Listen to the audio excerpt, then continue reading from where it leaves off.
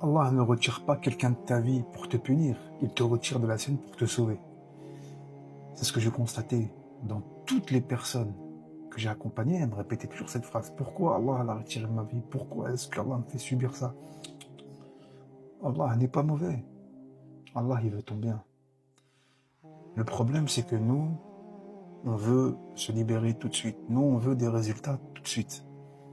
On veut aimer tout de suite. Le problème, c'est que lorsque tu commences à douter, Shaitan, il vient. Quand il vient, il commence à te faire des wes-wes, des doutes. Ouais, mais pourquoi est-ce qu'Allah, il a retiré de ma vie? Ça veut dire que je suis une mauvaise personne. Tu commences à culpabiliser, tu commences à douter, etc.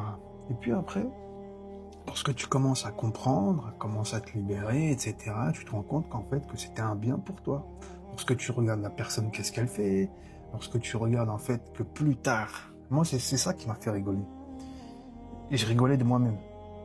Quand, à l'époque, j'étais dépendant affectif et que je me suis libéré, vous savez, je me suis rappelé, j'oublierai jamais, je me suis réveillé un matin, et je me suis assis, et je me suis rappelé tout le cauchemar que j'ai eu. Je me disais, mais tout ça c'est fini.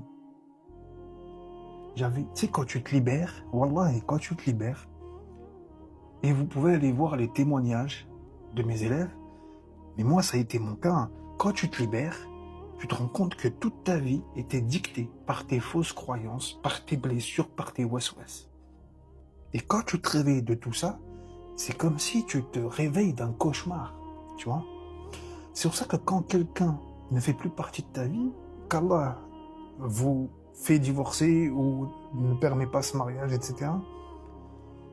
S'il y a quelque chose à rattraper, t'essaies de rattraper, mais si tu vois que derrière, ça marche pas, pose-toi les bonnes questions. Le problème, c'est jamais l'autre. Le problème vient de toi d'abord. Le problème, il vient toujours de toi. Comme il le dit en programme, le problème, c'est jamais ton ex. Le problème, c'est qu'est-ce qu'il a réveillé en moi comme blessure. Ça, c'est très important à comprendre.